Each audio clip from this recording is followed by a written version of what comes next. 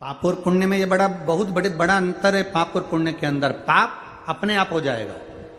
झूठ बोल दिया पाप हो गया, गलत कर्म कर दिया पाप हो गया, गलत दृष्टि से देख लिए पाप हो गया, किसी को चाटा मार दिया पाप हो गया, किसी का धन हड़प लिया पाप हो गया, किसी की कोई वस्तु रख ली पाप हो गया। पाप अपने आप हो जाता है, पर पुण्य अपने आप नहीं होता। पुण्य को करना पड़ता है, पाप को करना नहीं पड़ता, पाप अपने आप हो जाएगा।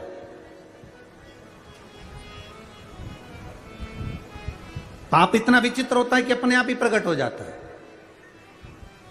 आप मोबाइल देख रहे हो, मोबाइल देखते देखते देखते देखते किसी का एक मैसेज आ गया, मैसेज में उसने उसकी निंदा लिख दी, तुम्हारा पाप उपजने वाला है, इसलिए उसमें तुमने नीचे कमेंट्स में अपनी तरफ से भी एक बात लिख दी, पाप सामने प्रकट हो गया। मतलब तुम्हारे भीतर वो गलत विचार आ गया, गलत सोच आ गई, गलत दृष्टि आ गई।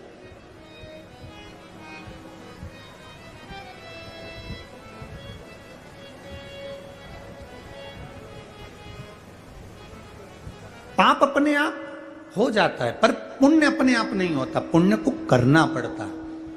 पुण्य को करोगे तो पुण्य होगा। किसी को भोजन कराया, भूखे को भोजन कराया, प्यासे को पानी पिलाया, तुमने अगर पुण्य कमाया, पुण्य की कमाई आपको खुद करना पड़ेगी, पर पाप अपने आप हो जाता है। पाप को वो कहते हैं ना, अंदर जो भरा होता है वही, जो अंदर भरा है वही, उसी की डकार आती है, जो अंदर भर रहा है।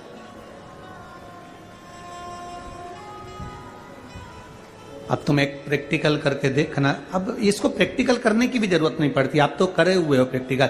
आप एक काम करना, कड़ी बनाकर चावल के साथ कड़ी खा जाना। अब तुम्हें दिन भर कड़ी की डकार आएगी कि नहीं आएगी? अरे बोलो तो जम के जरा। अब इडली सांभर खा लो, बोलो जम के बोलो जरा, इडली सांभर की डकार आएगी।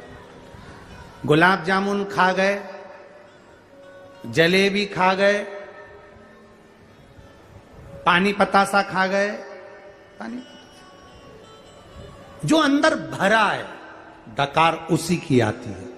जिसके अंदर ईर्ष्या भरी होती है वो 24 घंटे बुराई में लगा रहता है, क्योंकि डकार उसी की आती है, डकार आती है।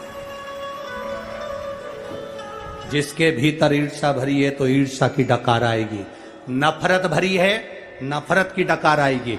निंदा भरी है, निंदा की डकार आएगी। तुम्हारे भीतर किसी की उन्नति देखकर, किसी की प्रोग्रेस देखकर, किसी के चार चांद देखकर, किसी की फैक्ट्री देखकर, किसी की दुकान देखकर, अगर तुम्हारे मुख से गलत विचार निकल रहे हैं, गलत बात निकल रही है, तुम किसी के लिए गलत लिख रहे हो, गलत सोच रहे हो, गलत बोल रहे हो, तो समझ लेना तुम्हारे अंदर कूट कूट के ईर्ष्या भरी हुई है, इसलिए उसकी डकार आ रही है। तुम्हारे अंदर बुराई भरी है तो बुराई की डकार आ रही है। तुम्हारे अंदर निंदा इतनी भर गई कि निंदा की डकार आ रही है। तुम्हारे अंदर इतना गंदगी भर गई कि तुम्हें कोई दुनिया का कोई व्यक्ति अच्छा ही नजर नहीं आ रहा, क्योंकि तुम्हारे अंदर बुराई की डकार आ रही है। वो केवल अंदर जो भरा है उसी की डकार प्रकट होती है।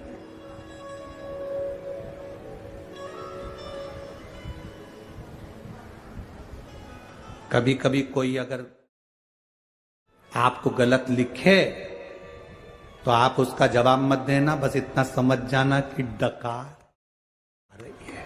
इसके अंदर ईर्ष्या कितनी भर गई जो डकार आ रही है। गलत लिख रहा है, गलत सोच रहा है, गलत विचार कर रहा है, गलत दृष्टि रख रहा है, गलत विचार से सराबोर हो रहा है। उसके अंदर भरा कितना है, उसके अंदर भरा क्या है।